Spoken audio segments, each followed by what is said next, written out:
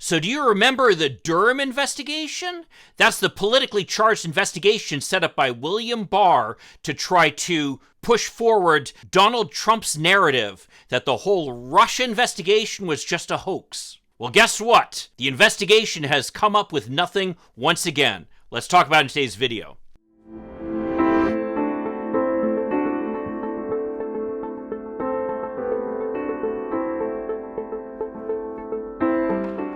Hi, I'm Mike Greiner. I'm a lifelong Democratic activist who's concerned about the direction our country is taking.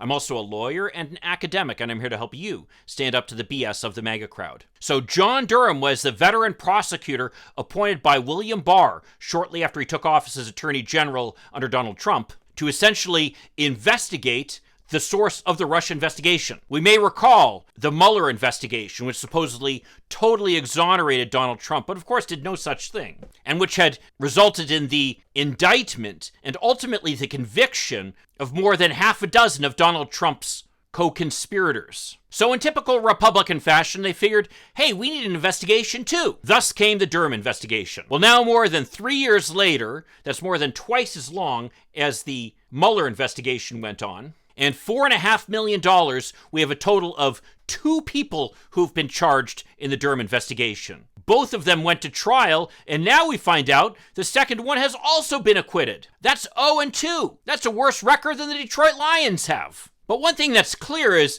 this investigation was never about finding the truth or actually holding people accountable. It was to create court filings that could be discussed on Fox News by Hannity and Laura Ingraham, to somehow create doubt about the legitimacy of the Mueller investigation. The Mueller investigation, though, which actually did prosecute people and put people behind bars, and produced a report that made it clear that Donald Trump had engaged in criminal obstruction of justice, was never based upon the so-called Steele dossier. And that's who Durham was going against in this most recent prosecution. The defendant was Igor Danchenko, a former Russian nationalist who served as an investigator for the Steele dossier.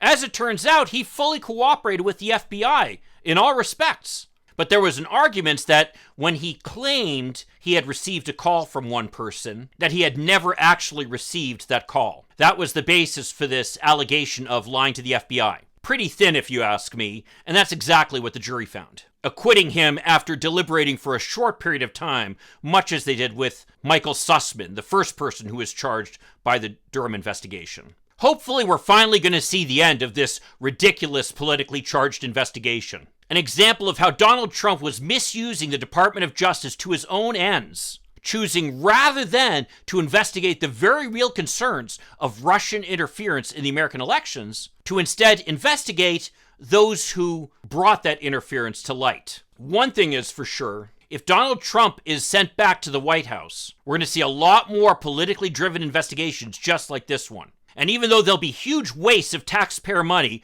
and really unfair to the people who are targeted by them, that won't matter much to Donald Trump and his cronies who've shown repeatedly that they don't care much about the taxpayers or the people who they hurt in their own quest for power. Well, if you want to find out more about the so-called Steele dossier, why don't you check out this video that I did a long time ago over here. I'll give you the whole rundown. I'll see you then. In the meantime, let's hope for continued progress. Thank you.